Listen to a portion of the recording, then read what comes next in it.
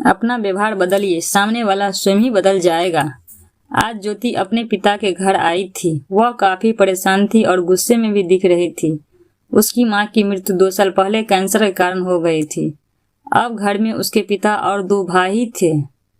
समय की गंभीरता को देखते हुए पिताजी ने पूछा, क्या हुआ बेटा, सब कुशल मंगल तो है? तेरे ससुर जी कैसे हैं और तेरी सास कैसी है? ज्योति कुछ नहीं बोली, लेकिन उसकी आंखें बहुत कुछ बोल रही थी। पिताजी ने फिर पूछा, क्या हुआ बेटा, कोई तकलीफ? ज्योति रोते रोते अपने पिता के पैरों पर गिर गई। ज्योति, पिताजी आप बहुत बड़े वैद्य है ना? पिताजी, हाँ बेटी, क्या हुआ तुझे? मुझे बता, मैं अभी तुझे अच्छी सी दवाई देता हूँ जिससे कि तेरी तबीयत तुरंत ठीक हो जाएगी। ज्योति, पिताजी मैं अपने सास से तंग आ चुकी हूँ। वह छोटी छोटी बातों पर मुझे डांटती रहती है। यहाँ तक कि किचन में भी दाल में कितना नमक देना है, चाय में कितनी शक्कर देनी है, इन सब बातों पर भी नजर रखती है। आप तो बस मुझे ऐसा जहर दो जिसे खाते ही बुढ़िया दम तोड़ दे। पिताजी यह सुनकर दंग रह गए। उन्हें कुछ भी समझ में नहीं आ रहा था।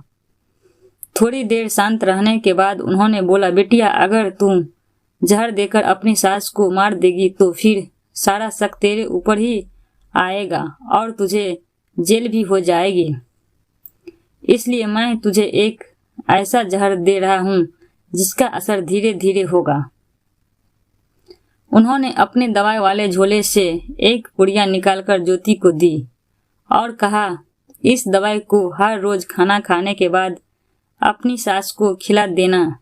6 महीने बाद वह मर जाएगी, लेकिन सुन, जब तक इस दवाई का असर नहीं होता तब तक तुझे अपनी सास के साथ अच्छे से रहना है। उसकी हर बातें सुनना ताकि तेरे ऊपर कोई शक न करे। ज्योति खुश हो जाती है और हंसते हंसते कहती है, बस 6 महीने की तो बात है ना, जहाँ इतना दिन सहा और 6 महीने इस बुढ़िया को बर्दाश्त कर लूंगी। अब ज्योति अपने ससुराल में है। अपने पिता के कहे अनुसार वह दिन रात अपनी सास की सेवा करती है और हर रोज खाना खाने के बाद उन्हें थोड़ा थोड़ा जहर देती रहती है। उससे लगता 6 महीने बाद बुढ़िया मर ही तो जाएगी। सास अपने बहू के व्यवहार में बदलाव देख कर मन ही मन काफी प्रसन्न होती है।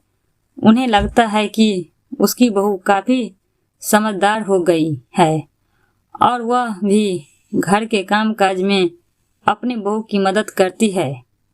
वह अपने बहू से इतनी खुश थी कि घर के तिजोरी की चाबी तक भी उसे दे दी। अब वे दोनों सास बहू नहीं बल्कि माँ बेटी की तरह रहने लगी। धीरे धीरे समय बीतता गया और 6 महीने पूरे होने में बस कुछ ही दिन बाकी है। तभी ज्योति को याद आया कि 6 महीने पूरे होने वाले हैं और उसकी सास की मृत्यु हो जाएगी। उसी दिन वह अपने पिता के घर गई और बोली, पिताजी आपने जो जहर की गोली दी थी उसे रद्द करो। मुझे ऐसी दवा दो जिससे कि मेरी सास की जान बच सके। अब मैं अपने सास को नहीं मारना चाहती। वह मुझे माता की तरह प्रेम करती है। पहले मुझे खिलाती है, फिर बाद में खुद खाती है। उसने तो घर की चाबियां तक भी मुझे सौंप दी है। उसके बिना मैं एक पल भी नहीं जी सकती। पिताजी ने बोले, चिंता मत कर, वह जहर नहीं बल्कि हाजमा की गोली थी। ज्योति, यह क्या बोल रहे हैं आप? हाँ बेटी, मैंने कहा था ना, जिस दिन तुम अपना व्यवहार बदल देगी सामने वाला अपने आप बदल जाएगा। आशा करती हूँ कि कहानी आपको पसंद आई होगी। कहानी पसंद आई तो चैनल को लाइक, शेयर और सब्सक्राइब जरूर करें। कहानी सुनने के लिए धन्यवाद।